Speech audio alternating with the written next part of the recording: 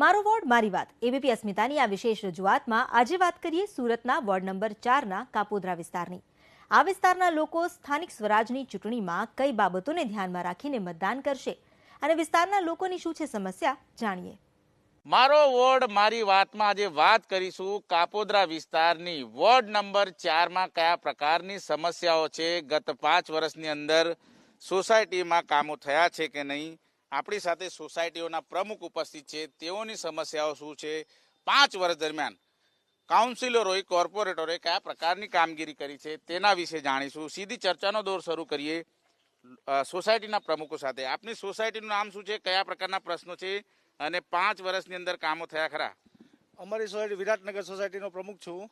અમારી સોસાયટીમાં સુવિધાની જે જગ્યા હતી ગાર્ડનની એ પણ અત્યારે બિલ્ડરને આપી દીધી અને વેચી નાખી। અત્યારે હાલમાં કોઈ સુવિધાની જગ્યા છે નહીં, ટીપીમાં ઓછી પડે છે, છતાં પણ બિલ્ડરોને પધરાવી દીધી જગ્યા।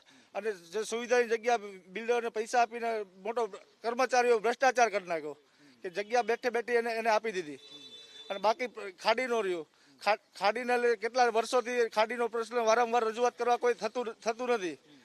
25 વર્ષથી અમુક આપણે રજૂઆત કરેલી છે, છતાં પણ કોઈ શાસન ધ્યાન આપતું નથી। આપની સોસાયટી કઈ છે, કયા પ્રકારનો પ્રોબ્લેમ, શું સમસ્યાઓ? અમારી સોસાયટી શ્રીજીનગર વિભાગ 2 સ્વામિનારાયણ મંદિર પાસે।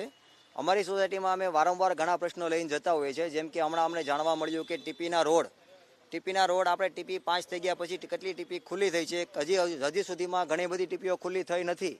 અને જે ટીપી ખુલ્લી થઈ છે તેમાં અમારા વોર્ડમાં કાપોદ્રામાં 3 રોડ ફેરવવામાં આવેલા છે। જેમ કે ભગવતીવાળો રોડ જે 18 મીટરનો હતો તે 12 મીટરનો કરી નાખેલો છે। અને જે વોર્ડ ઓફિસ ઝોન ઓફિસ છે તે રોડ આખો બ્લોક જ કરી દીધેલો છે। નીલકંઠવાળો રોડ બનાવવા ગયા, તેની અરજી આપી, રોડ પાસ થતો નથી। ઘણીવાર મ્યુનિસિપાલિટી કમિશનરને આવેદનપત્ર અરજીઓ આપવા, કોર્પોરેટરને આવેદનપત્ર અરજીઓ આપવા છતાં તેઓ લોકો ઉપર કાર્યવાહી કરે છે તો ઉપરથી જાણવા મળે છે કે આ રોડ ખુલ્લા થઈ શકે એમ છે, વાર લાગશે, સમય લાગશે।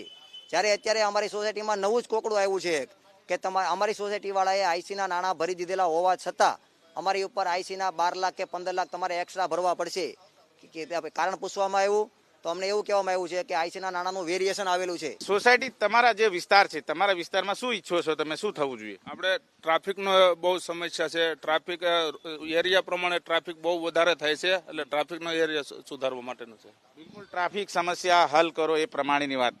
આપના વિસ્તારમાં જે કામો છે ગત 5 વર્ષમાં થયા છે ખરા? તમારા કોર્પોરેટરો કામ કર્યા? અમારા કોર્પોરેટરે કામ કરેલું। કૃષ્ણાબાગ સોસાયટીમાં રહું છું અને સ્થાનિક કોર્પોરેટરે સારા કામ કરેલા છે, પણ એક સ્ટ્રીટ લાઇનનો વર્ષોથી પ્રશ્ન હલ થતો નથી। કેમ કે કંઈ ને કંઈ કૌભાંડોમાં ચર્ચામાં રહેલું છે। કૃષ્ણાબાગ વર્ષોથી પસાર છે, નાના માણસો ત્યાં રહી છે અને ઉપયોગમાં ઘણું બધું આવી ગયું છે, પણ રોડ રસ્તાને બધું સ્ટ્રીટ લાઇન વર્ષોથી નહોતું અમને મળ્યું, તે અમારા સ્થાનિક કોર્પોરેટરે પૂરું પાડેલું છે અત્યારે। આપ જણાવો, જે 5 વર્ષ દરમિયાન જે વિકાસના કામો છે એ થયા છે કે નહીં અને હવે શું થવું જોઈએ તમારા વિસ્તારમાં? અત્યાર સુધીમાં જે 25 વર્ષથી જે કામ નથી થઈ રહ્યા તે અત્યારના સ્થાનિક કોર્પોરેટરે કરીને બતાવ્યા છે। પણ અત્યારે મારી રજૂઆત એ છે કે અમારી જે સોસાયટી છે એની અંદર જે બિનજરૂરી જે ડાળી છે ઝાડવાની, આપણે પર્યાવરણને નુકસાન પહોંચાડવા નથી માંગતા, પણ એમાં ખાડીની અંદર જે કચરાને ઊભો રાખે છે અને જે ખરાબ કચરો ભેગો કરે છે એને કાઢીને બિનજરૂરી કાઢવા માટેની ઘણી અરજીઓ કરેલી છે। તે પણ લોકો આવીને એમ કહે છે કે મ્યુનિસિપાલિટીના લોકો કે અહીંયા આવીને ક્રેન નાખવી પડશે અને આમ કરવું પડશે, તેમ કરવું પડશે, તેમ છતાં પણ અમારો નિકાલ હજી સુધી આવ્યો નથી। મારી અત્યારે દરખાસ્ત એ છે કે એ વસ્તુ થવું જોઈએ એમ। બિલકુલ જે રીતે કામો છે એ થતા નથી, એવા કયા કામો છે? હું લક્ષ્મણનગર સોસાયટીનો એક સભ્ય છું, જ્યાં આપણે આ ખાડીની જે રજૂઆત કરેલી છે, જે બંધાવવાની જે મતલબ ટેન્ડરો જે કંઈ પાસ થયેલા છે એ આજે 4 વર્ષથી એમને માપણી કરીને ગયા છે, હજી સુધીમાં એનું કોઈ કામની શરૂઆત થયેલી નથી। એટલે આ ક્યાં ઊભું છે એ આપણા કોર્પોરેટરે, ધારાસભ્યો જે બી હોય એને પોતે હાથમાં લઈને આને જોવું પડે। અને પર્યાવરણની નુકસાનીની વાત તો છે જ નહીં, પણ આ એક સ્થાનિક વિસ્તારોમાં આ જંગલ જેવું જે ખાડીની અંદર ઊભું છે એને સાફ કરાવવા માટે આ બધી વસ્તુનું ધ્યાન આપવું જોઈએ। તમારા કોર્પોરેટરને તમે રજૂઆત કરતા હશો, સમસ્યાઓ ઘણી, કઈ કઈ સમસ્યાઓ છે? ખાડીનો પ્રશ્ન મેન છે। આ જે વિસ્તારમાં ગંદકી અને ગટર લાઇનનો પ્રોબ્લેમ છે, ટ્રાફિકનો છે। ખાડી બંધાઈ જાય તો રોડ રસ્તા બધા ખુલ્લા થઈ જાય તો ટ્રાફિકની મેન સમસ્યા હલ થઈ જાય અને ગંદકીનો બી સોલ્યુશન આવી જાય। કેટલી વખત રજૂઆત કરી તમે? રજૂઆત કરી ઘણીવાર, અને ચાલુ એમનામ કામ હોય છે, વારી ઘણી એમ માપણીને આતે આવે છે, પણ કાંઈ કામ આવતું નથી, આગળ કામ હાલતું જ નથી કંઈ. અને ડાઈંગ વાળું પાણી આ તે બધું ગંદકી આવ્યા કરે છે ખાડીમાં. એના હિસાબે ગટર લાઈનનું બાંધકામ ને એ બધું અધૂરું એમનામ પડ્યું છે. તો હવે શું થવું જોઈએ તમારી શું મતદાન કઈ રીતે, કયા મુદ્દાને ધ્યાનમાં રાખીને? સ્થાનિક મુદ્દાને મતદાનમાં ધ્યાન આપવામાં આવે. તમારા વિસ્તારમાં સૌથી મોટી સમસ્યા કઈ? સમસ્યા ખાડીની. ખાડી એક બાંધી દે અને મચ્છરનો ત્રાસ જાય અને ગંદકી જાય એટલે બીમારી ઓછી પડે, બધા બીમારી પડે લાગુ પડે. આ ગંદકીની પૂરેપૂરી તકલીફ છે. પાલિકા વાળા કામ નથી કરતા? ન કરતા હોય તો જ ખાડી આમને હોય ને, વર્ષો થા ભાઈ. પાલિકા વાળા કામ કરે તો અને સફાઈ નથી થતી. તમે જણાવો, આ વિસ્તારમાં કોર્પોરેટર આવે છે, કામ કરે છે?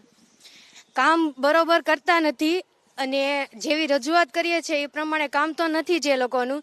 અને પ્લસ આ ખાડી બંધાતી નથી એટલે એમાંથી રોગચાળો ફેલાય અને અત્યારે નાના બાળકોને પણ રોગનો ભોગ બને છે. એની કરતાં જો મચ્છરનો ઉપદ્રવ વધી ગયો છે અને બીજા જીવજંતુ અને પ્લસ ખાડીમાંથી ખરાબ દુર્ગંધ આવે એની લીધેથી નેચર પણ ખરાબ થાય, એવું બધું થાય અને આપણા શરીરને જ મેઇન તો નુકસાન થાય છે. તો આપણા શરીરને નુકસાન ન થાય તે માટે મહાનગરપાલિકાએ કંઈક કરવું જોઈએ જેથી કરીને શરીરની મીન્સ કે હેલ્થ સચવાય.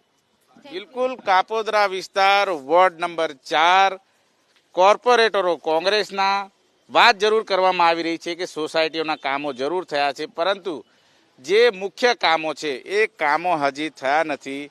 કોંગ્રેસના કોર્પોરેટરો રજૂઆત કરે છે પરંતુ ઉપર તેમનું કોઈ સાંભળતું નથી. સીધો આક્ષેપ કરાયો છે.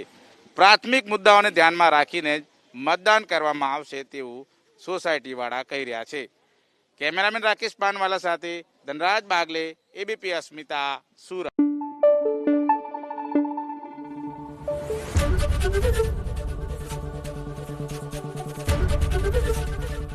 એબીપી અસ્મિતા, ગુજરાતની અસ્મિતા.